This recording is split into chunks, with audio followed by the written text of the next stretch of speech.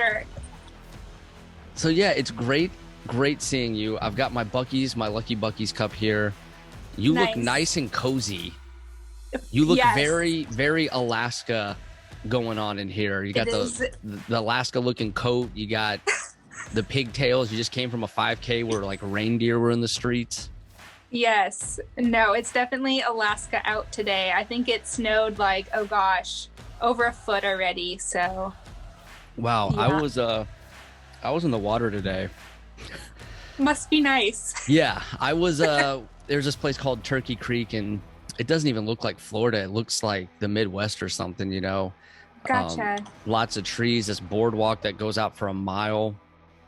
Nice. It's just absolutely beautiful. The water was ice cold, but it was still really nice to get in. So wow, we knew each other at Whiteman Air Force Base. We didn't even know each other that well, right? I mean, like, I know. Like I don't think you were there that long while I was there. Maybe like a year. I think so.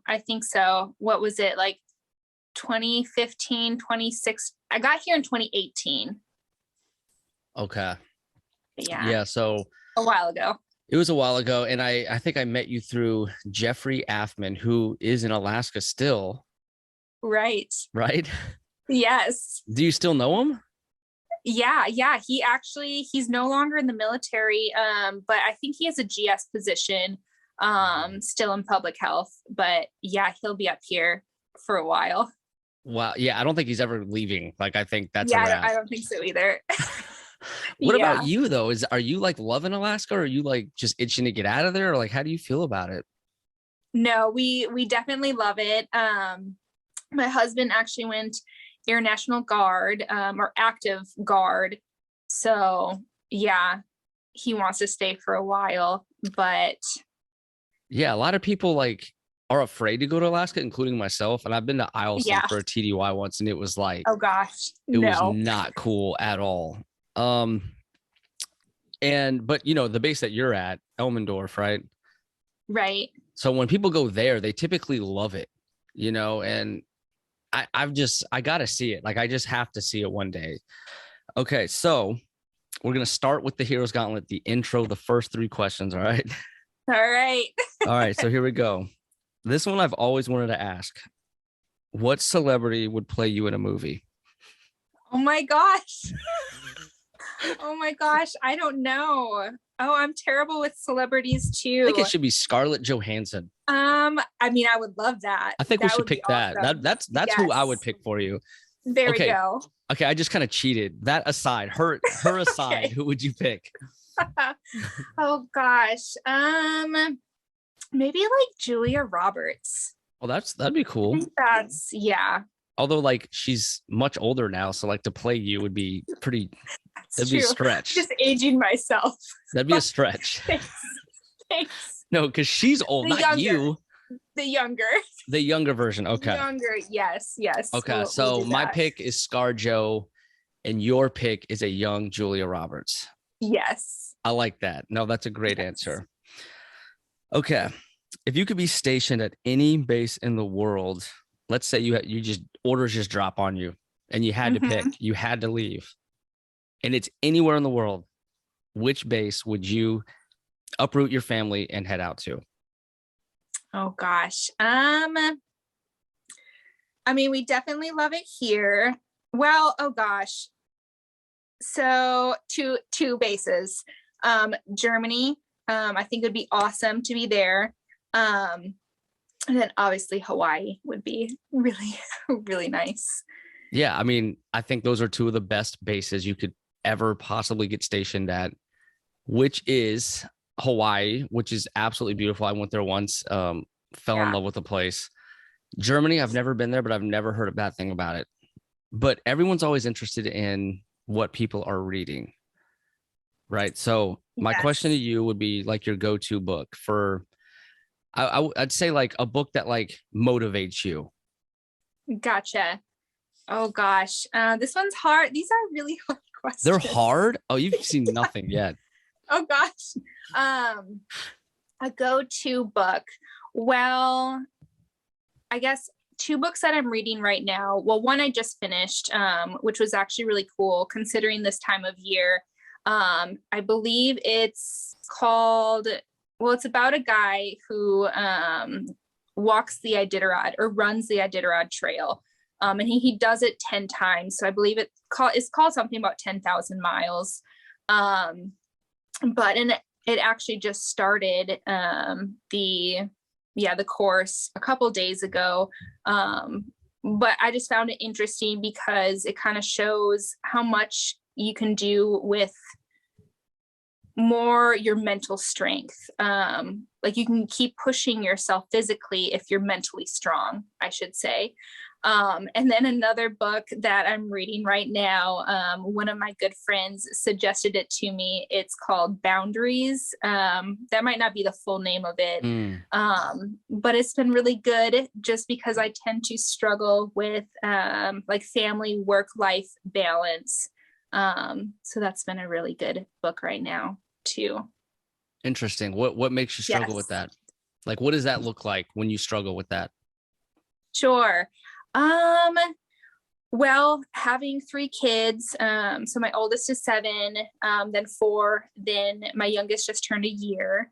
And, you know, just, I guess, example, so like my daughter, she's in 1st grade this year. Like the other day they had a donut breakfast for parents to go to, but it's like at 9 o'clock in the morning. So obviously I'm at work, you know, and just trying to figure out, you know, to go to these things, but then feeling bad because I'm not there. Or then if I do go, feeling bad because, you know, I'm not at work.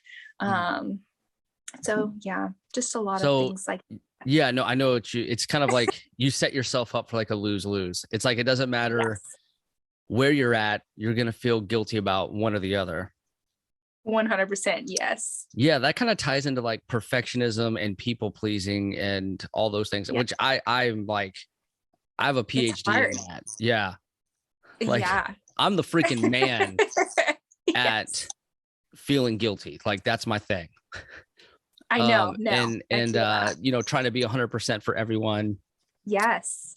And there's those times where like you set up to be 100% for someone, and then like something else happens and you bit off more than you can chew, and then you can't do what you said. That's like the worst. Yes. Ever. The worst. Yes. Hands down. And like that happened to me like 2 or 3 times in a row in the past year, to the point where I was like, I'm not accepting anything for like at least 6 months, because I can't, I just can't, because it's just brutal. But no, I deal with that. I know exactly the feeling that you're talking about. So like setting boundaries, and like my wife even pointed out, she's like, you don't say no to anyone. Like you've never have ever. Like if someone says, hey, can you help me with this? Not once have you ever said no to that. And I was like, oh my God, you're right. I've never said no to that. Like I never have. And then you kind of get yourself in trouble sometimes saying yes to everyone. Right. So no, I think those are both fantastic books, especially that second one. I got to check that out myself. Okay. Now here's a bonus question. It's something that I ask everybody because I think it's very interesting. Right. And this one is your proudest Air Force moment. Oh, that's really hard too. There's been, you know, a couple different moments, but I think the one that stands out the most was during my deployment. I think, I was an A1C at the time, and I was attached with the Army, which was really neat. And I earned the combat medic badge. So to earn that, you have to be providing medical care while actively in combat or being fired upon. So we kind of knew going into our deployment, you know, a little bit what we were getting into, and that this could happen, but we never knew how we would react. So I was always worried, you know, if we're in combat, am I going to freeze or am I going to be able to perform my job? And at that moment, I was able to perform my job, earning that. So that was my proudest combat moment. Medic. Yes. Wow. I'm a medic. It's kind of sad that I'm not even really that familiar with that medal. You know what I mean? Is it a medal or a ribbon? Yeah. It's Army. Oh, it's Army. Okay, So that's probably why I it is. wasn't too familiar with it. Okay. Yeah, but we are able to wear it where we would wear like our AFSC Wow. badge. But That's yeah. amazing. Like that's and I know that I know part of what you're talking about because I read the article about it. And that's kind of like what I never forgot about you, specifically was something you never even told me yourself. But you always stood out in the med group to me because you're always like radiating this happiness and this. You're just that go-getter, that everyone knows is going to do big things. You just kind of have that aura about you.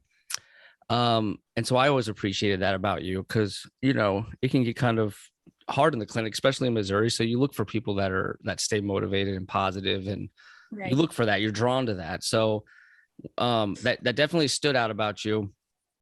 And you're super nice. I think I met you when I was with Afman, like in passing. I think so. And he told me like, Yes. oh, she's super awesome. Definitely, be friends with her kind of thing. I was like, cool. Okay. Noted. But what really stood out about you was when I was in that hallway of like Team Whiteman members with framed pictures of people who they're mostly like combat related Team Whiteman members from, I don't know how far back they went, but it was pretty far. There were some people I think from like the 90s and stuff on this wall to present day, which was in like 2018 or so. And yeah, your picture was on that wall. And I was like, there's no way. Like that's her. Like that's the girl from the clinic. Like how is she's on this wall of like people who saw combat? Like, how is no one talking about this? Am I the only one that knows this? Does anyone else know this? Like you've never mentioned it.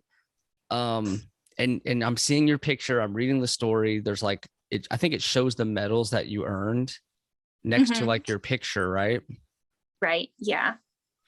And so that just absolutely blew me away because you just seem so humble and thank you. In all smiles. And it was hard to imagine that you went through something that got you on that wall. You know what I mean? Yeah. And then you were still at Whiteman. So it was like, oh my God. And then of course, like when I started the podcast, like you were always one of the people that I thought about asking to come on because I saw you on that wall and I just wanted to know like the story behind all that. Yeah. And you brought up our talking points. You didn't put that even in your talking points. Yeah. I don't know if it ties into one or not. Maybe a little bit. Yeah. Like deployment. Okay. And then also on top of that, you're a freaking 12 Outstanding Airman of the Year for the Air Force. Right. Yeah. Back in, 2012. That's also incredible. And you kind of helped like coach me a little bit because I got close. I was like one step away from. Yeah. No, I remember that. Which was, yes. I got to tell you, that is one of the most exciting, fun experiences that anyone could ever have in the Air Force, hands down. Like just the way you get treated, the people that you get to meet and talk to. And it's just, it's life-changing. I mean, really. No, definitely. Yeah. I had no idea it even existed. Me neither. Yeah. Yes. I didn't either. I was a tech sergeant and met this guy named Alan Cherry who won it and then got stationed with us. And everyone's like, oh, this is Mr. 12 Outstanding. It kind of hurt him, which is a terrible thing to say. I hate that's how he was treated, but he was put on a pedestal. And so when he got there, they're like, oh, look at this guy. And it was like, man, that's tough to show up and you think that that's going to be a good thing. And it turns out to actually hurt you. Like that's unbelievable to me. But he did experience that, but I had no idea, zero idea what the 12. I've heard the term 12 Outstanding Airmen. I didn't know if that was for like a base or like who are these people? I had no idea what it was until like, and then like, you don't know that there's TDYs and there's just so much behind the scenes that you have no idea about, zero, until you go through it and see it for yourself. And then you're like, okay, And then you meet the people that like graded your package and you're like, what? You read that? And Yeah. he's like, yeah, I work at, the numbered Air Force for Global Strike. And I'm one of the raiders. And then you kind of know. And then I feel like it's up to us to tell people about it. Right. No, definitely. So that they can go for it. Especially when you know that they have a shot at it and be like, hey, this is how you do it. This is what you're supposed to do. You know what I mean? Yeah. No. And even when I was going through it, I mean, who do you really turn to for advice? Because, it's hard to find that and know what to do when you're going through like all those boards. And what to expect with the TDYs and whatnot. But it's changed. It changes a lot too. Like you were talking about, like what you went through is way different, way harder than what I did. Like they were like interviewing you guys. Whereas for my group, they basically racked and stacked the packages and picked from there. Gotcha. Yeah. So there's no, like they gave us the TDY and we got, had a great time with that. But the decision was already made like before that, it was. Gotcha. In my group, it was Senior Master Sergeant McAlpin from CE, who was like this, basically like this war hero. And we all knew was the one that was going to go forward. And it was him. And then I think they rack and stacked the 12 at the Air Force level. And then he was number 1 out of that too. Oh, wow. Yeah. And now he's a chief. Gotcha. So not surprised there. Yeah, no, very different. Because I think once we got to wing level at wing, numbered Air Force, MAGCOM, and then going for Air Force, there was, a formal board at each level. And then, I think once we got to numbered Air Force, or maybe it was MAGCOM, it was kind of like it was a TDY, but they had us do like little socials or whatnot, where we're in like business casual, but they're kind of grading us during that, along with like, it was different. Nice. Yeah, they gave us like polos and stuff, and mine was like a double XL, and I was just looking like, no. It was a nightmare. I was like, oh my God.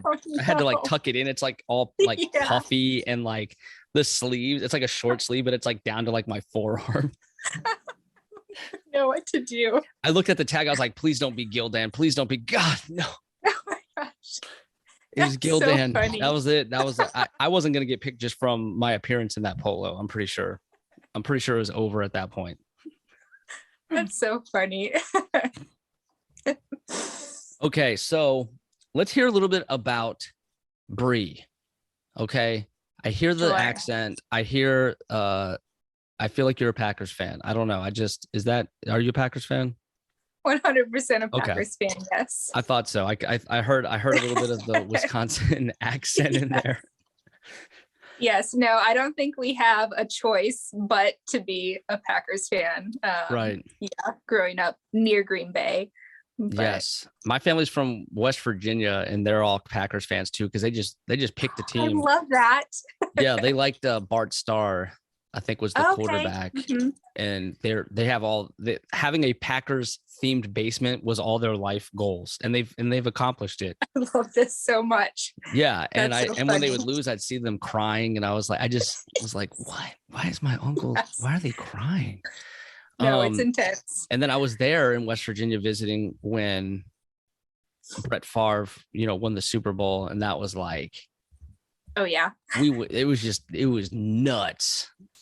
Yeah, I mean, he was basically Jesus. Like, no, I mean, basically for us Wisconsin people, it was great. We went out and played street football, and we got like way too into it. Yeah, it was a great time. But let's hear about your upbringing, your childhood. Just a little bit about who you are and, what led you to joining the Air Force. Sure. So I'm the oldest of 3. I have 2 younger sisters. And we grew up near Green Bay. And my family has season tickets. Well, my dad has them. So yeah, we'd go to Packer games all the time. Went to a fairly small Catholic high school. I think my graduating class was like 60. So just really small town, Wisconsin. That is very small. Yeah. Yes. And then I went to UW Milwaukee for a short period, but I was kind of just lost at what I was wanting to do in life. I was going for elementary education at the time. And yeah, just a lot of people graduating. I know we're having trouble finding jobs. And I was like, oh gosh, having student loans, not really being 100% passionate about it.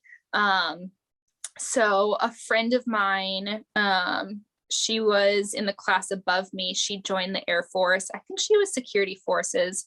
But anyways, I reached out to her and she's like, no, it's great. You can go to all these places. And I want to say she was at like Montana in like a missile silo or something. So She was just like, just don't choose security forces. I'm like, okay, sure. She's like, every other job is so fun, but yeah. Yes. Every other base too. Follow me. I know. Foreign. It's 4N. Okay. So it's like medical technician. Yeah. Got it. Okay. So yeah, what bases have you been to then as a 4N? Sure. So I have been to Barksdale was my first base, and I deployed out of Barksdale. And then Whiteman was my second base, and then here at Elmendorf in Alaska. So you haven't been in that long. 13 years. A decent bit. Yeah. Yeah. So like, I mean, I didn't realize like when I met you, that was only your second base. You know what I mean? Yeah. But so, yeah, I was deployed with the Army. We were doing missions, convoy missions in Afghanistan. And I had been there, about 6 months at the time. So yeah, we were getting ready to leave. So it was my last convoy mission, actually. Oh, wow. And we were traveling back to Bagram at the time. And we switched to night ops because it was just getting a little busy. And yeah, I want to say it was maybe like 2:00 in the morning. We started taking small arms fire. And then how did you know you were taking that? Are you hearing like bullets bouncing off your like vehicle? Like how like run me through that? Sure. So no. And I think it's just because the vehicle, like the armor is just, I don't know. It was like in the article I read, it said it was like IED proof. Like it was a very armored vehicle that you were in.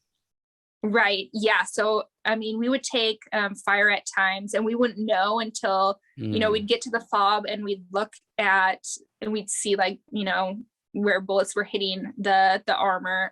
And we just didn't know, I guess. But we ended up, I think at this point I knew because my gunner started shooting back. And as soon as he started shooting back, we were hit with an RPG that went into our vehicle, probably less than a foot from my left arm, and then went directly through the seat in front of me. And so, fortunately, like everyone was good. We had like minor injuries, mostly shrapnel injuries, and then afterwards dealing with like TBI type injuries from that. Wow. So like, how did an RPG get into this vehicle?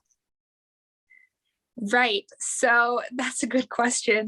And I mean, I guess, I don't really know a whole lot about,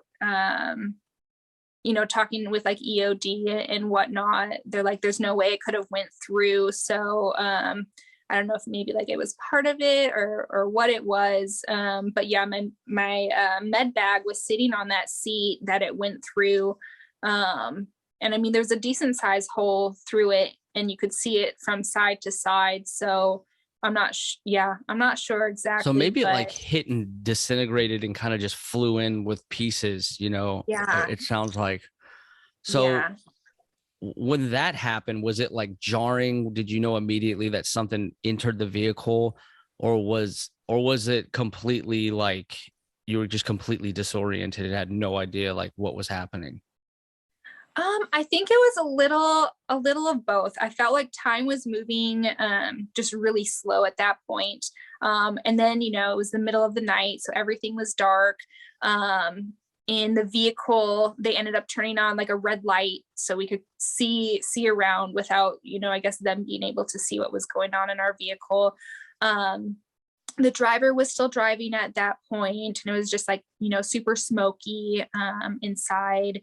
And that's when, I just started looking around, and then I grabbed my bag, and I like felt that there was, that hole. So I'm like, oh gosh, like I don't want to mess with this because I don't know if it's in here or not. Like, anyways. Right. Like you didn't know like what made that hole. Was it still Yes. sitting in there about to go off? Right. Okay. Right. But yeah, thankfully, and the person that was sitting in the back with me, just, minor like shrapnel injuries. And then our gunner ended up getting down at the time, and I saw him laying there. So, my focus went to him, and, talking in our intercoms with the driver and the truck commander position. They're like, oh, he's breathing, he's good, he just got down, his ankle really hurts. I'm like, okay, well, that's, we can deal with that. And then like everyone was kind of choking on the smoke and the smell that came from it. So yeah, mostly just, trying to hand water up, bandages, to help with like the bleeding. But again, like we got super lucky. Nothing like a huge concern. So if someone was sitting in that seat, that would have been a concern. Was that seat empty? Right. It was. Wow. Just my bag was on the seat, thankfully. Yeah. Wow. That is lucky. Holy cow. You don't usually hear stories like that where people get lucky, so that's it's really, I'm glad to hear one where you did get lucky, you know what I mean? So so it sounds like the vehicle was still drivable then, and so I'm guessing that it was just a full panic on like, we got to get the heck out of here kind of thing. Right. Okay. So we just kept driving, and then at one point, I guess where we would hang up like our bags on the side of the vehicle, that was on fire. So one of the other trucks came and put the fire out for us. So we stopped briefly for that. And then we just kept driving until we could get to the closest fob, and then we were medevaced out at that point. So do you think like during all that chaos, you were like, earlier you said that you were kind of like dialed in on like acting instead of like freezing? Right. Yeah. Because I go back to that time a lot, not as much anymore. But, there were certain things that I wish I would have acted faster on. And, I guess there wasn't a whole lot that I could do more with like medical care. And so my thought was, well, if the gunner's down, someone should be up in that position. And I did try to get up at one point. I think I tried maybe a couple times, but my left leg hurt really bad, and I didn't really know what was going on. I mean, it was bleeding, and I knew later on it was just shrapnel, but I'm like, oh, this could be worse. And so I didn't push myself to get up into that position. Whereas, I would look back on that and be like, man, I wish I would have done that. But I mean, everyone was safe and everyone got out well. Right. And plus being at night, right. You could have looked up there and saw nothing, but just darkness. Yeah. So that shrapnel to your leg is what led to you earning the Purple Heart, that I'm guessing. Right. Yeah. When that shrapnel hit you, like, that sounds insanely painful, but with adrenaline and all that, was that one of those things where something hit you, but it's not like overwhelmingly painful until, later on when the stuff like dies down? Yes. Yeah. No, I don't remember. The only pain I remember was when I was trying to stand up. Yeah, and I had some shrapnel in my arm and like my face and my chin. And the guy sitting in the back, he was like, doc, your face is bleeding. I'm like, I don't feel anything. Like it's not hurting me. And he's like, yeah, there's so much blood. And I mean, it wasn't that bad. I think he was just like, just very concerned. But yeah, I didn't really feel any pain at that point. Holy cow. That's scary. I didn't know you were hit with that many like pieces of metal. Isn't that stuff's like hard to get out of you, isn't it? Yeah, so they only ended up removing one piece, and it was the piece that was in my chin. And then the rest is with me. And no, it's kind of neat because the trucks were made in Wisconsin. So I'm like, oh, I have Wisconsin with me. But yeah. Wow, that is intense. I mean, I hear that and I just think like you're just a hero to me in my eyes. Like just because it's an intense thing to go through. You know, you didn't ask for that to happen to you. It just happened to you. But you know, just the way that you go about your life now, I think is really inspiring because you know that's a tough thing to live with. You know, it's a tough thing to keep serving too. So I know it's probably not easy and it probably, you know, haunts you in certain different ways and different aspects, but I'm proud of you. And I think you're a hero. I'm being for real. Like I'm very, very proud of you. Thank you. So let me know, when you got back, I saw a picture of you guys like getting awards like pinned on you. It looked like you guys were, you know, had a moment to reflect and kind of celebrate that everyone was okay. Yeah. Was that like a week later, a month later? Like when did that take place? Yeah. So, yeah, after I was medevaced to, you know, a larger facility, they held me there for a little over 24 hours. And that was mostly because of, you know, TBI symptoms. So after that, I want to say a day or two, I flew back to Bagram. And then, so in that week, we had a large ceremony. And everyone, you know, received the medals that we earned. And then I think we left the week after that. So it was really fast. Wow. That's like a whirlwind, right? Like, yeah. And then did you know, at what point did you go straight home to Wisconsin? Did you go back to Barksdale? Was it that you were at the time? Mm-hmm. Like, where did you head from there? Like, I'm just curious, like, was there like your family, like, oh my gosh, we have to like meet you at the airport? Like, run me through like the return and how that felt like going back to the US after being in this other country where people are literally trying to end your life. Yeah. So, and that's actually why we ended up in Germany. So it was kind of to like decompress, get back into normal living. And so the group of medics, because there were 3 different locations that we went to in Afghanistan, and we all went through, Germany afterwards.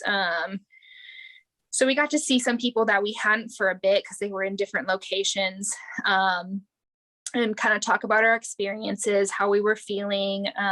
We had, you know, mental health there. But then they also took us to, I forget the village name, but just, you know, to get back to, you know, wearing civilian clothes and like seeing people happy. And whatnot. So then after that, I returned back to Barksdale, and there was family and coworkers at the airport coming home. And it was kind of difficult to, you know, to take everything in. And I felt like things just were happening so fast, you know, towards the end of the deployment. And then I actually ended up going on a trip with my aunt and her friends to Florida for, I think it was like a week or 2. And that was really nice just to, decompress, go to the beach, have some sunshine. Right. And then returned, back to Barksdale after that.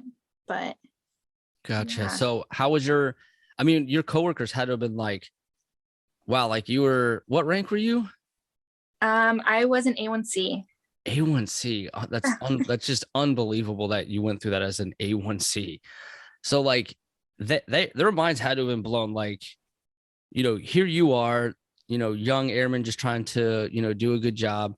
You go on this deployment. Everyone's like, oh, you'll be okay. You'll be good. The things that people say. And then you get back with a freaking Purple Heart. Like, were their minds like blown that like, because you don't usually know an act. I don't. I've been in 17 years. I've met maybe one person, one or two that were still serving that had a Purple Heart. It's very rare. So what was their reaction like your med group? Yeah. I think people just didn't really know, how to address it. And I think, yeah, like people were kind of afraid to talk about it, not knowing, how I was. But, thankfully I actually had a really good friend. She was a senior airman at the time. She was deployed with me, kind of like we went through all the training together. She was just at a different location, and she actually returned, I think, a week prior, than I did, back to Barksdale. So I had her there, and, she helped with a lot of things. And that way, we can kind of talk about things that we're dealing with, things we've seen. She was actually injured on deployment as well. So like TBI type, things we just got to, like, I was just very happy to have her there. And I think, yeah, it helped with others not knowing what to do or say, to us at the time. Yeah, sometimes, and I know this from talking to people on this podcast, that, going through something traumatic can actually make you very isolated, because people's normal reaction is to try, they're trying to, either they don't know what to say, like they're just not emotionally there to ask, right? Or they think asking will make it worse, or checking on you will remind you of it and just like set you off or something. And so they say, you know what? I'm sure someone's talking to her, someone's checking on her. I'm just going to leave her alone.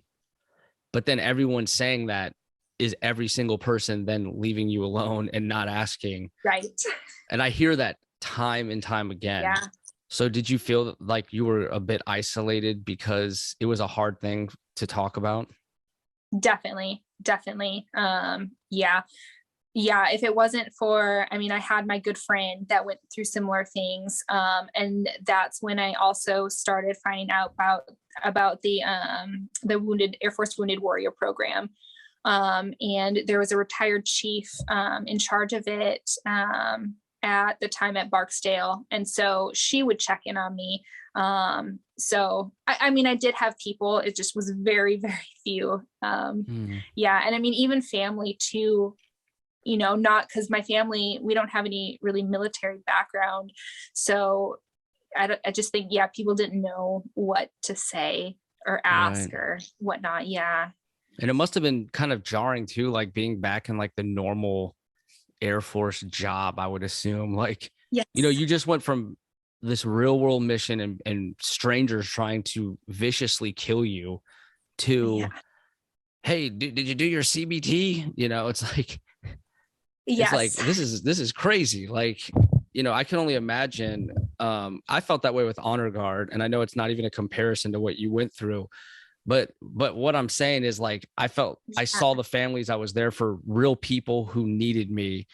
And so it felt a bit more real world, I guess, than like, hey, did you do your time card? And your dimmer's eye, is messed up. And where's you're late on this CBT, and it's just like, it just seemed ridiculous to me. Like, yes, like getting so hung up on those things. Like it's the end of the world if we don't do it. You know what I mean? How did you respond to it? Like, did you feel that way? And how did you go on with your life knowing the real world aspect of like the Air Force, like big Air Force and war? Yeah, no, definitely. No, I definitely struggled with that. And I kind of smile and laugh looking back, because I guess I didn't have the greatest mentality, coming back and being told, because to me, I'm like, this stuff doesn't, I know it matters, but coming from what we were doing on deployment, I'm like, who cares if I, didn't submit my time card, on time. And so I did struggle, with just like, I don't know, those kind of things at the time. And it took me a while, I think, to, becoming like an NCO and whatnot. I'm like, now, I do understand why we do these things, but at the time I'm like, did not understand. That must have been even harder as an airman now that I think about it. Yeah. Okay. So thank you for sharing that with me. I've always wanted to ask you. Of course. I didn't know you well enough to, and I kind of fell into that pool of people that I just described. Like I didn't have emotional intelligence. You know what I mean? To ask those things. And now I know better. Now I know that it's owning that story, talking about it, ultimately that leads to like healing, in my experience. And so thank you for sharing that, for real. And I genuinely think that you are a hero, and I look up to you, and I'm very, very proud of everything you went through and who you are today to share the story. I think you're an inspiration for people that, have PTSD and trauma. Like you're still kicking butt, you're still doing great things. And so we're all proud of you. Thank you. So struggles, we're going to change it up a bit. We're going to go into struggles with testing for rank, lacking promotion statements, and step promotions. Okay. That threw me when you picked that. I was like, I know you got a step promotion, which is obviously well deserved.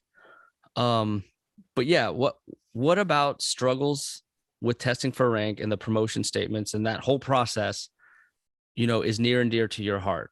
What's your thoughts on it? Sure. Yes. So it's kind of, funny, because I was actually talking to one of my airmen about it the other day. She is going up for her first time for, staff sergeant. And, I really hope she makes it. And, she's like, I have to make it. There's like, I have to. And, she was tearing up, and she, she's like, I really want a promotion statement. I just have to make it. And going back, I remember having that same mentality. And part of me still has that mentality that, like, obviously I want to make rank every time. And I hold myself to these probably kind of crazy standards. But I feel like, I've kind of learned, and I am still learning too, that, your rank doesn't, define who you are. But yeah, at the time, because I didn't make staff the first time. And I think because I was, I was holding myself to like, I have to make it. I have to make it. I go in, I take my test. I'm like, I don't even know what I was reading, because all I could think of was like, I have to make rank. Like that's a different kind of anxiety. Like, yes. If like, this is how you have test anxiety, that you plan more for like your study plan than actually studying. And then when you try to actually study, you have so much anxiety that you can't even absorb the information. Right. Yes. That's brutal. Yes. And yeah. And so I think it's close to me, because I've wanted that. Like I push myself to do well every time. And but it's also humbled me, because I haven't made rank, first time every time. And making tech was actually really, really challenging, to the point where I did have to get step promoted, because I want to say I tested maybe 3 or 4 times maybe for tech. But, and then that was also, coming into with like having these TBI symptoms, and having to, just rework on, how to study. And because, prior, I really wouldn't have to study very much. I had a, good picture memory. And I was very, blessed with that. But now having, just struggling with these things. So And what are the symptoms of a TBI? Sure. So for me, like my memory comes into play with that. And, that gives me anxiety too, because when it comes to, things that the Air Force requires of us, like giving speeches or testing, I'm not where I was at one point with that. And so, just mild TBI type symptoms. But that's So it's hard, like the short-term biggest, memory and absorbing and your whole right, prior study plan, you kind of realize was out the window and you had to find a different way. right. Yes. So yeah, no, I definitely struggled with that. And then also, getting promotion statements. I mean, I know they're very hard to obtain. Like I'm with peers that are doing amazing things, and and then that falls back, into my like work-life balance, and it just was not in my path, to get that. But and what I try and share with my airmen is that you just need to do you. And even though I did not have those, I guess thankfully someone saw something in me, and my bullets read strong enough to be step promoted. And it just blew my mind that that would even happen to someone that does not have perfect promotion statements and these perfect EPRs or whatnot. And I've been learning a lot of that lately too, that even if you have a mark over, it doesn't mean you're not a good airman. But yeah, It's tough. It's very tough. yeah, And I'm pretty competitive, and yeah. I think most of the military is, but I don't know. Like I didn't, I guess for me personally, I didn't care for many years. Like I thought I was going to get out. I really didn't care, and I wasn't trying, and I was actually afraid to try, and I had all this anxiety. And when you met me, I was kind of just starting to like come out of my shell. Like at that point, prior to Yeah. that, I would not talk. I would not speak my mind. I'd try to fly under the radar. You know what I mean? So I was Hmm. just coming into my element. And I think for me personally, once it finally clicked, I knew I wanted a career, and I knew what my potential was. I was almost like trying to like catch up. You know what I mean? So I was trying like Yeah. twice as hard, 3 times as hard to like, because now I'm like, crap, now I need to make rank. I need to like make this happen. And so like it was kind of a bit of an overcompensation, I think. But here's one of my rules. If you're ever in tears from trying to make rank, you've gone too far, in my No, opinion. I like that. I like that. Yeah. Yeah. Like you put all your eggs in that basket, and you set yourself up for failure. And I broke down. I had a damn mental breakdown. I don't think I've ever said this on any episode, but I'll say it on this one. And even like the general signed my EPR because my boss was a colonel. So like even I had that, like even that person knew me. And so I thought, like, I got this. I was 100% certain that I put in the work, and I did everything everyone said. And Hmm. even with all that, it did not happen. I did not get the promotion statement. Like it went to the wing because we didn't have enough people. And I think they picked like the top 7, and they said I was number 8. And Chief Robbins called me. I was at a Starbucks, and I think I took the day off because I didn't want to be at work because I Hmm. cared so much. Like I went off the deep end. Like I was, all my eggs Yeah. were in this basket. I was in nut job mode. And he called me and was like, hey man, yeah, sorry, bud. It didn't work out. And I can't remember exactly what he said, but I started like kind of arguing with him. Like it would Hmm. change anything. Like, but that's Hmm. bullshit. And like, I'm talking to like a chief here, but like, I did not care. Yeah. I was in like full nut job mode. And like, as I was walking out of the Starbucks, like I dropped my coffee, it explodes on the ground. And I was No. just like weeping. I was basically having like a panic attack almost. Not full blown panic attack, but definitely close to one, kind of heading in that direction because I cared that much. And it's like, why? Like, if you care that much about something that is out of your control, I probably wasn't caring about it for the right reasons, right?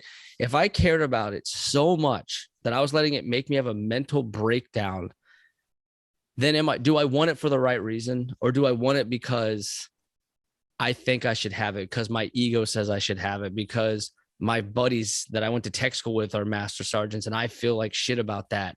Are those the reasons why I'm trying and I care that much? And the answer is probably. I think if you want to make it just to do a good job in the Air Force, you wouldn't have a mental breakdown if you didn't make it. You know what I mean? You just say, darn, I'll try harder next time, and you'd move on. But I just got so tied up in that rank. And I think my problem at the end of the day, my problem was that I tried too hard. I think that was it. Because the people that got picked from the med group were not on my level. They were damn good, but I saw their EPRs because I got to review them as the exec, and I knew that I outdid them, and yet I still wasn't picked. And I think the answer was because I basically turned into a jerk that year, and that's one of the rules I live by now. And I tell people, no one promotes a jerk. If you're a jerk, thank you for if you're a jerk, sharing that. They're going to kick you they're going to find a reason to disqualify you. You know what I mean? They're not going to hand a stripe to an asshole. Yeah, no. But I feel like so many could relate to that though, because I mean, it is competitive and, you put so much of yourself into it. And then I feel, at one point, I don't think you start wanting that, but you just keep going and going. And then you're just like digging this hole. And then all of a sudden it's like promotion is everything. And And you turn into kind of a jerk because you're just so focused on, because I can relate to that. Yeah. Okay. Do you have any, did you ever have a mental breakdown? You're like, no, loser, I didn't. Sorry. But there were tears. There were definitely tears. Yeah. It takes a lot for me to cry. If I'm crying, it's a mental breakdown. Yeah. Yes. It's headed in that's that how direction. I feel. I'm like, if there's tears, this is serious. So yes, there have been tears of a rank. Run me through the worst time you ever found out you did not make rank. Oh gosh. The worst time. Sure. Actually, I do. Yeah. So it was when I found out I didn't make staff for the first time. So that's what set you off? It did. So, I won Airman of the Year. Well, so I guess, think it was an expectation at that point. I would agree kind of with what you were saying. It wasn't necessarily, for the right reasons. It was, I was embarrassed not to make it. Like I had to make it. And, I wanted those responsibilities, but I don't even think I grasped quite what an NCO was. I wanted that promotion. And so, I found out I didn't make it, and I had a TDY coming up shortly after. And on that TDY, I had to talk to an ALS class. And so, how embarrassing that I'm, talking to this ALS class, all that have line numbers, and when they asked me, they're like, did you make staff? I said, no. So oh my God. That is the worst. Okay. My story does not even hold a flame to yours. My God, that's like when America lost the basketball Olympics, which has only happened like one time. Oh. And then the team that beat them was asking for their autographs. But they're like, you guys are the best. Like, can I get your autograph? Like, we love you. And like, they just whooped their butts. And it was like, this can't be happening. Yeah. But it definitely humbled me. But yeah, that was Man, that is rough. So moment. Yeah, for people who don't know what she's talking about, basically, there's people that are in this class because they've made the rank that she was going for. And then based on your story, I'm guessing from your deployment, they asked you to be a speaker at as part of their ALS curriculum. Right. And then, of course, they want to know if you made staff or not. And they all did because they're in this class. Right. So the person that they look up to and asked to be a speaker didn't. Wow. Did you still do the speaking thing? Yes. So, well, I still, I spoke there, and I did have the opportunity later on to speak to another ALS, class, and I got to speak. I was the guest speaker for their graduation, which, never being through ALS, I didn't know what that entailed.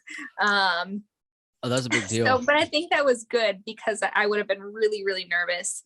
But thankfully I had, good mentors, to help me prepare that speech. But no, really good opportunities. It just was on my part hard. Definitely. So did you ever get to that point with tech sergeant? Because that sounds like it was super frustrating for you. Because I think anytime past 3 attempts, it starts to get real old. You know what I mean? Yeah, no. And it was definitely challenging because I was very close. I mean, not close, like, a point away, but within 3 points. And I also thought it was hard too, because I was scoring, the best I'd ever scored on these tests. But without that, promotion statement, you're trying to score, even higher. And I think it was very hard seeing peers, or even those that were, beneath me, then passing me up. And I want to say once it got to, I think it was like 3 or 4, it got a little easier because you keep missing it. But no, that was a struggle.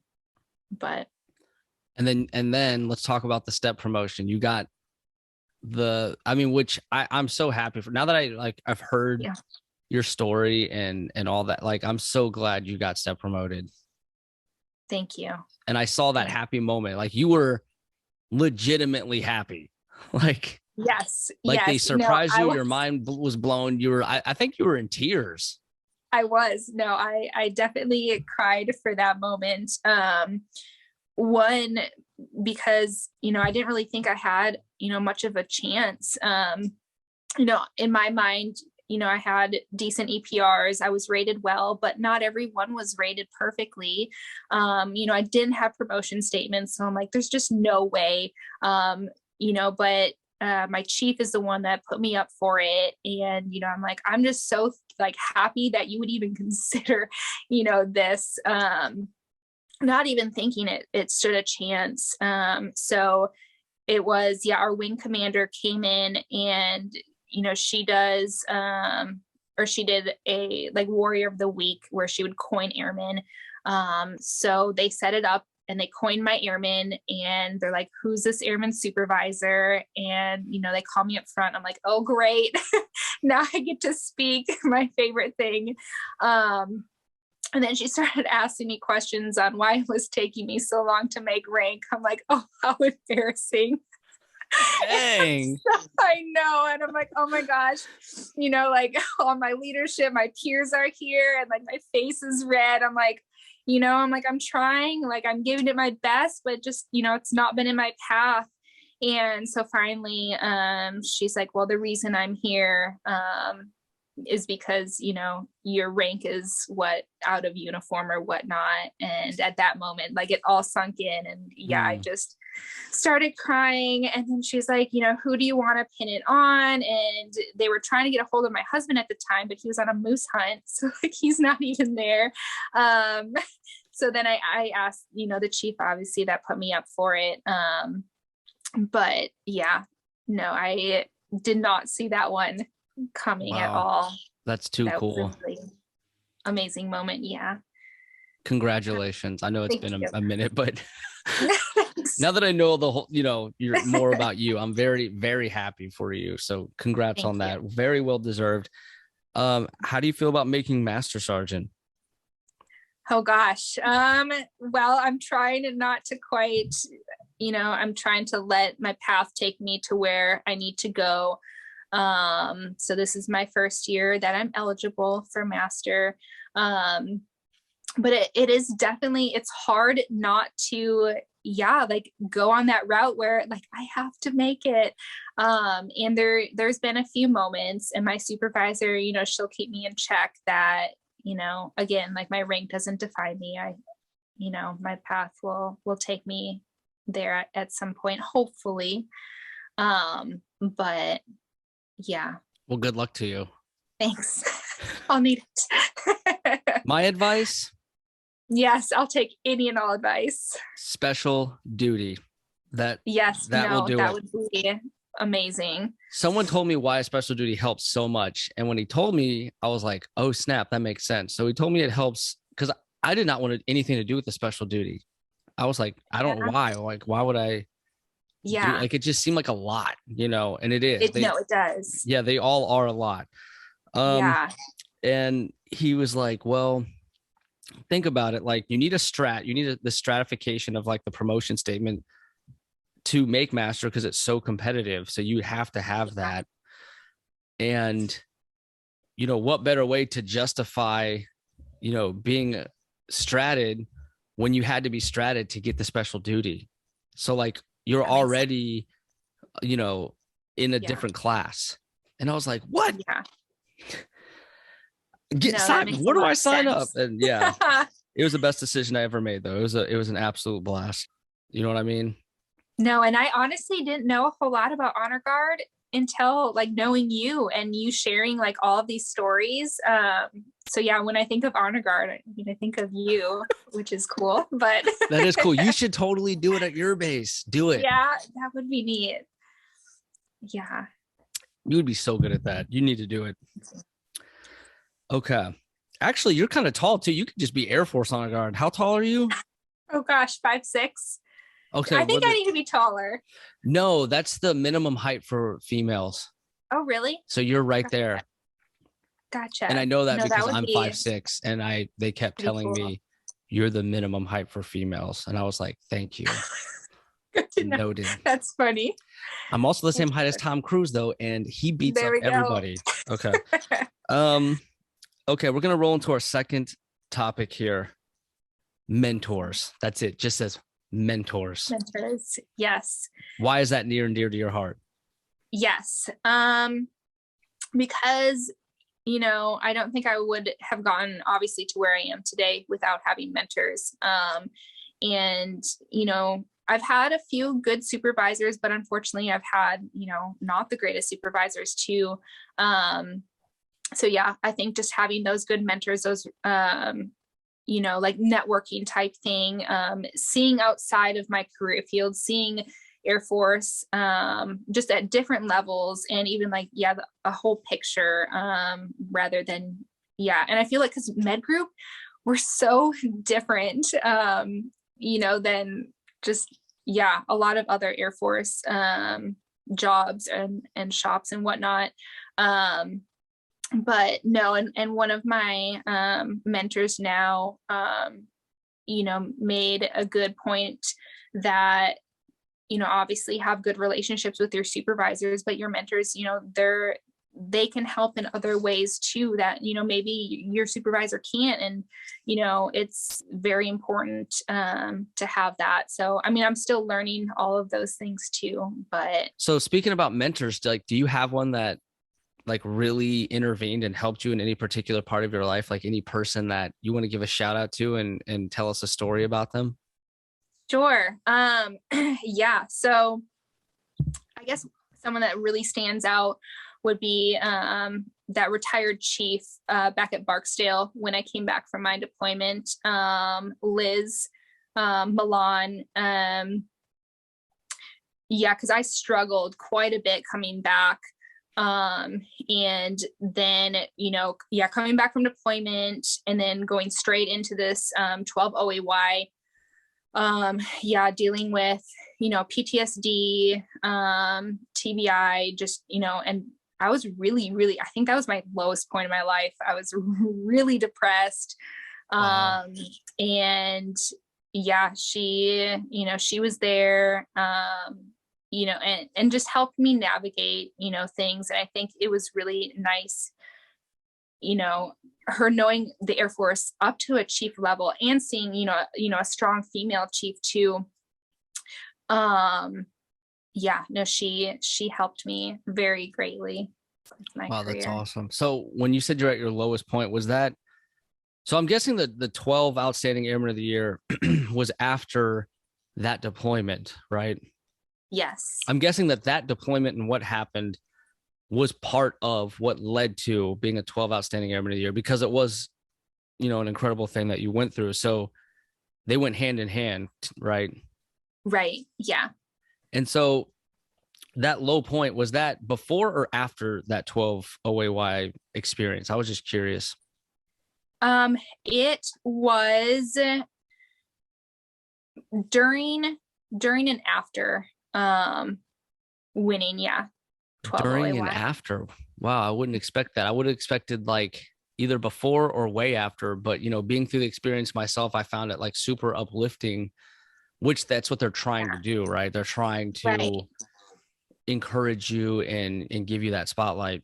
So what about the experience and afterwards, given that they're trying to make it this life-changing experience for you, how did you get to a dark moment during an experience that's trying to do the exact opposite? Yeah. I think, going into it, especially being, a single airman, and one, I hadn't been in that long. So I didn't even know, I'd never won an award, let alone even knew this existed. And, some of these, I guess positions I was being put in, especially with speaking, because a lot of people did want to know, about my deployment, and I was still trying to figure that out and, process those feelings, and then, with my TBI as well, I, dealing with, my memory and speaking just was not good for me. Or I was just very hard on myself at the time. And yeah, and even like my peers, so coming back from deployment, I feel like, yeah, people didn't really know how to talk to me per se. And then having this award on top of it, I feel like pushed people even further, away. And then, yeah, with my PTSD, I was, pushing family away, pushing friends away. And so I just isolated myself. And yeah, so looking back now, it makes me really sad because I think it was such an amazing opportunity that, it's like a once in a lifetime thing. And, I wish I would have been able to, to share it more with others and appreciate it more. And, whereas I do think I took a lot out of it, obviously now it would, it'd be just very different than where I was at. So it's one of those things where it's like the reason that you won is ironically the reason that you couldn't fully enjoy it. Right. Yeah. Yeah. It's like, being part of the 12 OAY, like you have this like canned speech that they want you to like nail down, where it's like, hey, this is what you're going to say. This is a picture we're going to show. And so you kind of become a spokesperson that year. And so like it kind of put you in a spot to talk, like part of your story was that deployment, I'm guessing. So, you're not even done processing the situation. You're dealing with PTSD for the first time in your life. Right. You're having, brain injury symptoms. So like you're starting to not even know who you are anymore. Right. And on top of all that, you have to like be the face of the Air Force. Right. and like absolutely kill it. Right. Wow. Yes. Yeah, when you put it like that, that's tough. That's very tough. Because Yeah. like it's not like you can just retreat. Right. Yes. And I feel like everyone is looking at you and towards you. And, and I had some of that like survivor guilt too. And I was, I felt really bad because, all the medics that I was deployed with, I felt like we were all equally deserving of this. So then I, you know, just, yeah, had all this guilt for winning the award. And processing everything. And yeah, it was just a very isolating experience for Did me. the just like my friend Alan Cherry, who, was put on this pedestal and then didn't live up to like this god level, like they thought he was going to come in and just change the world, and he's just this Yeah. normal dude, and they're like, like I remember them even criticizing him about his PT test score. They're like, he didn't even get 100. Like I thought he was a 12, and it's like Yeah. they're just so bitter about it, and they didn't even know him. And I was like, wow, this is like really weird behavior. I thought. Did you experience any of that? Yeah. I mean, I definitely felt like I did. Because I think people want to know like why or how would you get this award? And maybe some jealousy, maybe some like bitterness or some hate towards it, not sure. But they just start looking at you, and if you're not perfect in every way, they're like, well, then how would you get that? Because you have to be perfect to get that. And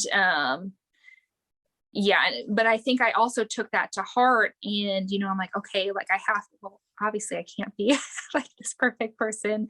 But one thing that stood out was I was taking my my EOC for my 5-level test. I think it was maybe it was my 7 level. But anyways, I think I scored in like the 80s. So I mean, not a great score, not a terrible score. But yeah, I had a senior NCO, they're like, well, this isn't a score that, a 12 OAY should be getting. And I was like, but it's a passing score, Mm, but yeah, I just think that's hard to probably hear. similar to like I the just wanted to fitness like thing. slap that Yeah. person for saying that, because my God, that is just, ugh, I hate that. And I won't go into how I've experienced that myself, but I have experienced that myself. Yeah. And I don't think that it's the most bizarre thing to think that, or to have accomplishments that would make you a great and valued member of any new team, and then to get the opposite reaction. That is like super jarring. You know what I mean? And Yeah. super toxic. So it's kind of like immediate red flags. Like, you should be happy I'm on this team, but yet you're like, you don't want me here because of this accomplishment. It's like, Yeah. it's a red flag. It's a red flag, and it needs to stop, because my God. Yeah, I've dealt with it myself, not on your level, obviously, because yeah, you've had the award, you know what I mean? But I have experienced it on a smaller scale, and I just thought, this is crazy. Like, this is absolutely crazy. Yes. Like, how are we going to win a war if like we're angry at people who are successful on our own team? Yes. Agreed. Wow. Thank you for sharing all that. Of course. Okay. So we're going to go into the last topic here. Okay. So it's suicidal thoughts and plans and getting mental health help and TBI therapy. Yes. Thoughts? Sure. So yeah, I think I talked a little bit about it already. So my worst time was after my deployment, 12 OAY time, shortly after there. And yeah, I felt I was, definitely very, very lost. And yeah, having suicidal thoughts, and even, I guess, kind of attempts at that point, plans, I guess I should say, to follow that through. And, if it wasn't for, that airman that I deployed with, and, this retired chief that, would check in with me from time to time and see how I was doing. 'Cause yeah, like at that point, I isolated myself, but I also feel like that deployment and that award also kind of led into that isolation as well. And, I feel like once I PCS'd, because I was also afraid, I should say, to go and seek help for this. So I actually waited a really long time. But yeah, I got orders to PCS. I actually, I got married. And so I felt like that kind of helped get out of that, depression, but it was still there. And so Whiteman was kind of challenging for me, coming from that, but I actually had to go there TDY, part of this 12 OAY thing, so I was hoping to PCS and kind of leave that like a new fresh start, but that followed me there. And shortly after, my husband at the time, did not end up staying in the military. And then that caused for some resentment, and just our relationship wasn't good. So we got divorced. So it's just like, all of these things. So yeah, lots of, long periods of depression. And I found out I was pregnant, with my daughter shortly after we separated. And I think that was, a turning point, because I'm like, now I'm like, I have this, child to think about and to live for, and, to do well for. And then it took, me PCSing here. I found out that there was, a TBI clinic, and that, person that I deployed with that helped me, at Barksdale, she actually was here. So I got to see her again, reconnect, and she told me, she's like, I think it's time that you open up, and you let some of these things out. And so, yeah, I'm currently going to mental health. I think it's great. I wish I would have gone a long time ago. I feel like the military, from, my opinion and what I experienced, I feel like the military has grown in a fact that we're more accepting to, people seeking out mental health, and there's more resources now, which makes me really happy, but also kind of sad that wasn't so much a thing, when I needed it the most. But yeah, and I hope that others see that, it's good, and you don't necessarily need to have like, huge traumas or, huge problems. There's times that I'll go and to mental health, just like, oh, I have some stressors in my life, or even if I don't have anything, I'm happy just to have someone, to talk to and get that outsider's, perspective of things. But No, you're absolutely right. We never, in no scenario do we sit down and talk about ourselves to a professional for an hour like that. We never do that. That's the only time that we would do that. And like, I feel like when you're in that position and you're searching for how you really felt, like I've kind of learned from my own, mental health journey that like I was avoiding like an insane amount of things to talk about, think about, or feel about until I was the focus of the conversation. I kind of had to think about it for the first time. You know what I mean? Yeah. No, so there's definitely. just so much we like hide from ourselves. And I think just I call it having the courage to say it out loud. That's what I call it. Yes. And I think just that in itself is healing in a sorts. You know what I mean? No, 100%. Yes. Yeah. It's not like some I guess before like therapy, I pictured it like some magic trick or something. I don't know. I didn't realize like there's healing in just you saying it. Like there might not even necessarily be some go-to solution or Yeah. some answer. Sometimes they tell you, oh, I don't, yeah, you can't fix that, or I don't have an answer for that. But it's really just you working through it and having to say it out loud. Yeah. No, and I think that's what has helped me, maybe even the most, is just, acknowledging, these things that have happened. Yeah, and just getting them out, talking about them, like they're no longer weighing me down. Yeah. That's awesome. I would have never have thought that, the you that I've met and the you that I know now was that low. Like that's kind of heartbreaking to me, because you're such a positive, like when I met you, you were just this like positive, like ball of light for us all. You know what I mean? But Yeah. sometimes, I mean, that's just what I saw on the outside, obviously, but Yeah. it breaks my heart to know that, that you went through all that only to feel that low. Like that breaks my heart to hear that. So I'm very thankful that you're here, that, you're thriving. You have this beautiful family, going on these gorgeous hikes and all this exploration. Thank you. And I mean, it's like the pictures that you post, it's like a freaking movie poster. No, Alaska, definitely. Yes.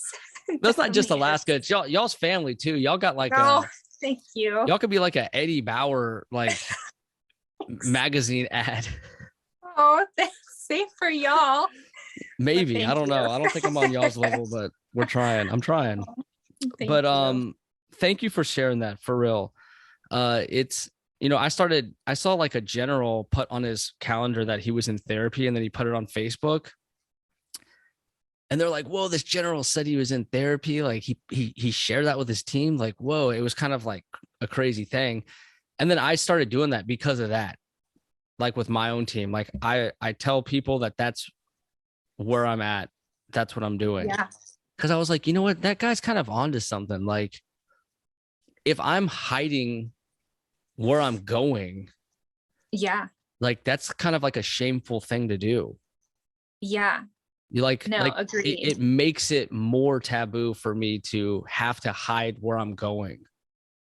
Yeah. That's kind of how I saw it. So I was like, you know what? Screw that. Like I'm just gonna put where I'm going, and Yeah. No, just so and they can see it, you know? I agree with you. And I think it took me a bit to get to that point too, because I was very embarrassed, I guess, to, say that I'm, going to mental health, or, I put appointment that way they, no one knew where I was going.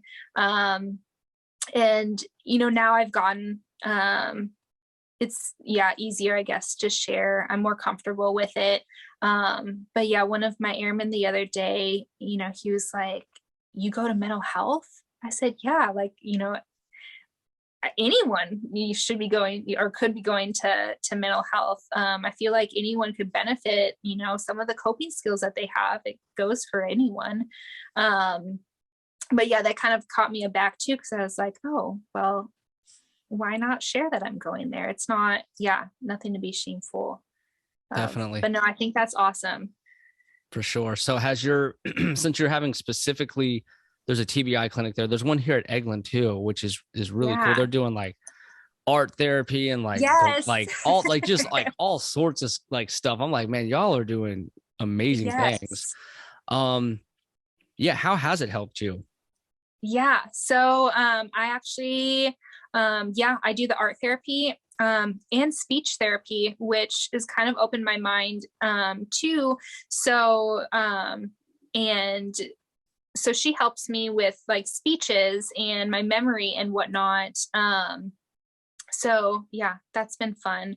And yeah, I didn't know art therapy was even something available to us. And it's helped in a way that, if I don't feel like talking about something, she has, I guess kind of like assignments that I'll do. And then obviously at the end, then she'll be like, so why did you like draw this in this place? And then it kind of opens me up to talk. more, rather than just having to sit across from someone and tell them my thoughts and feelings. But Oh wow. What is speech therapy? I know for children what it is, obviously, but I don't know like what to picture for an adult when I hear speech therapy. which I didn't either. And because I'm like, what am I going to get out of this? So right now what we've been doing is, because I struggle with speech, especially memorizing them. For example, like Air Force, they want you to, say speeches a certain way. And I struggle with that a lot. So, she'll bring me, or I'll bring to her like the scripts or whatnot, and then we'll just do them over and over and over again. One, to help me get like more comfortable, but also work towards my memory and whatnot for it. So it's literally like performing it with them, coaching you through it. Right. Yes. Oh wow. Okay. Yeah, I'm an off the cuff speaker, but like I guess that's why I struggle with honor guard, because it's supposed to look a certain way. Right. Yeah. And I'm so the opposite naturally. Like I do everything spontaneously and off the cuff. And when I have to do it a certain way, like that's where I struggle. And so like that's kind of where I chose to focus on myself. But it is interesting to hear, when you think someone's amazing at something and then they're like, oh yeah, I'm struggling at this. Like I never would have thought speech would, or saying, like talking seems to be one of your really strong points. So thanks. So we're going to go into the end of the Hero's Gauntlet. These are questions more towards you and your story and your background, not just random run of the mill questions. Okay. Okay. So we're going to exit. You have to leave the Hero's Gauntlet. Oh gosh. So here we go. All right. What was the most challenging moment in your Air Force career that we did not discuss in this conversation? I guess going back to my deployment, there was a lot of excitement, as an A1C, like going on this deployment. Like I've barely been in the Air Force. I get to do these, awesome things. But I think, the pressure that came with that too. And going through the training, I found out a little bit what we'd be doing. We'd be, like the solo medic out there on these convoys. But I think it really sank in, like the first convoy I went on, being that sole medical, person there, like these people are looking at you, potentially save their life. So I guess not like a struggle, or not necessarily like in a negative light, but it was just a lot of pressure. It made it very real. And like, you're basically right. like someone in your shoes on the situation you were in. You're basically a doctor. Like that's how they see you. Right. Yeah. Right. And so like at base level, you're like, oh, you're the airman who weighs me and checks my blood pressure and asks me what medications I'm on. And then when you're deployed, like you're all of a sudden, like you're looked at as a doctor, and they're like, if something goes down, like you are the one doing like a tourniquet or, whatever, right. Like, but you're that person. And it's like, I could see how that would be like very real and very scary. Yeah. Wow. No, that's a great answer, especially just to think of it off the cuff like that. I was like, we talked about a lot of stuff. Like, kind of felt bad asking that. I was like, that might be hard, but no, that was great. Thank you. Okay. Here's what I want to know. This is the second question. Okay. What is the retired Bree doing with her life? Oh gosh. So the retired Bree will hopefully be an RN nurse. So my favorite place that well, I guess I shouldn't necessarily say that, but I think I would really like the ICU. Just, the critical thinking, the type of patient care there. But now working in peds, it's kind of opened my eyes a bit, because I never really saw myself working in, I mean, it's, you know, a peds clinic, but I really like it. So hopefully maybe potentially someday working like in a PICU, NICU, or yeah, but nurse for sure. Wow. No, I love that. I can definitely picture you working with children. Like you seem like you would be great at that. So, all right, here's the last question before we end the interview. All right. What does having a Purple Heart mean to you? And have you ever used the story of receiving the Purple Heart to mentor someone who needed to hear that story? In that moment, like I was injured. It doesn't really mean how well I perform my job. It didn't mean really anything when it comes to, you know, me working hard towards anything. And that's why I think, yeah, like that combat medic badge holds a lot of weight to me, is because, like, you know, I had to earn that by, you know, performing and doing my job. But I also know that, you know, it's a unique, I guess, award to have, especially being Air Force and, I guess kind of medical, and as a female too, because I never thought I would be deployment at that point as like an A1C. So, you know, I've let them know that you never know where your path is going to take you. So don't think that a deployment or, you know, going for like a special duty or anything like that, don't think it's out of the question. And because like right now, TCCC, we go through that class here, and you know, you'll see some airmen, they're like, this will never happen to me.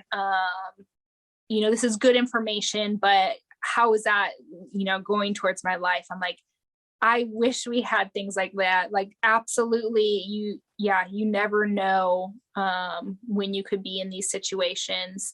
Use the story of what happened to you to get their attention to say, hey, I didn't think anything would happen either. And yet this is what happened. Right. But no, it's definitely not something that I will typically bring up. I mean, if they ask about it, I might say yes, like that's what I've been awarded, but I feel like there's a lot more that I could talk about than having a Purple Heart. I think what I'm most proud of you of with the Purple Heart, because I get what you're saying, like the situation drove you getting it, right? Yeah. And a lot of that was all of that was out of your hands. So yeah, I get why that is a different medal, unlike any other one, because it's completely out of your hands, right? Right. But I think what I take away from like why I'm impressed with it is because you're wearing it as, you know, a tech sergeant, active duty, female. You're wearing it, like you have it, and you're still here. There's a lot of folks who, you know, didn't want to stay in, you know, nothing against them, but it's hard to go through something like that and then stay in, especially with PTSD and everything. I mean, some people get triggered from like the uniform after events, you know. Definitely. And so what I take away from the Purple Heart and why I'm proud of you for it is because you're still wearing it. You're active duty female who has this beautiful family, and yet, you know, who I would assume that you've just had this perfect life, right? That things just landed in your lap and you just lucked out. That's what I would assume looking at you, because it looks that way. But then I see that you have a Purple Heart and I'm like, holy cow, what? So that's what I take away from it. It's that you've moved on with your life in such a positive way, and it wasn't easy, but you did do it, and you are doing it, and you're living proof of that. And I think that is like incredible. Thank you for that. Definitely. All right, Bree, so that's it. That's you. Hey, you passed. You got through it. Yay. Yeah, you did it. Congrats to you. Thank you so much for having me. No, I've been super nervous about it because I'm like, oh, some of these things are like, very personal, but I'm just so grateful to have this opportunity. And I was shocked that you would even ask me. And so now I'm just very thankful. That's awesome. A lot of people ask me like, where are these? Do these people find you? I'm like, no, I know pretty much every single person. Like, they're like, what? I'm like, yeah, I've always paid attention to people. So like every person is someone from my life that I've come across, including you. So thank you. Thank you for being the example, for encouraging everybody with your story. No one asked you to do that. And yet you do it because, you've gone through it and you felt isolated and you felt alone. And that message reaching other people that are feeling that way will help, let them know that they're not alone. So thank you, Bree. You're freaking awesome. Loved talking with you. This is one of the longest talks I've ever had, especially this late, because I truly just loved talking to you. It was great. So thank you so much, Bree, for your time and sharing all that with us. Of course. Thank you. What's going on, everyone? Josh White here, and welcome to the end of the episode. First of all, thank you so much for listening to that episode with Bree McConnell in its entirety. Love her. She's so freaking awesome, so inspiring, and I'm so proud of her. Here's what I have to say about the episode. My afterthoughts, kind of what I was left with. So, with Bree, I was very taken aback by her ability to have this Purple Heart, have this trauma, have a traumatic brain injury, memorization issues, depression, anxiety, etc. And even through all that, she has a smile on her face and she's still wearing the uniform and she's still serving. And not many people can go through something so traumatic mentally and physically as Bree did and still wear the uniform and serve to this day. And that part of it just blows me away. Very proud of Bree for doing that. And it's very inspiring and puts my own life issues and struggles in perspective. So thank you, Bree, for providing that to me. So if you haven't already done so, please go to herofrontpodcast.com, go to reviews and leave one, or even better, leave one on Apple Podcasts, and then I'll transfer it over to my website. Either way, super appreciate it. Now, I'm going to read one right now. This is one of the earlier reviews that I got, and it's from Cory Deschenes, who is a former Marine. And he says, "This podcast brings mental health awareness to another level. The perspective of our fellow troops put into the spotlight makes it truly one of a kind to enjoy. Semper Fi." And after that, he throws up the Shaka Bro twice, and then 100, and then a fire. So thank you, Cory. Cory is the brother of my best friend, Master Sergeant Ronnie Deschenes. Cory is a phenomenal guy who is incredibly talented. Love you so much, man. Thank you so much for those kind words. All right. Well, that about wraps it up. I told you what I loved about Bree. I told you what I loved about Cory. And I salute you, and I owe you a hug. And the next time I see you, I want you to tell me how many hugs I owe you, and we'll get after it. Until next time.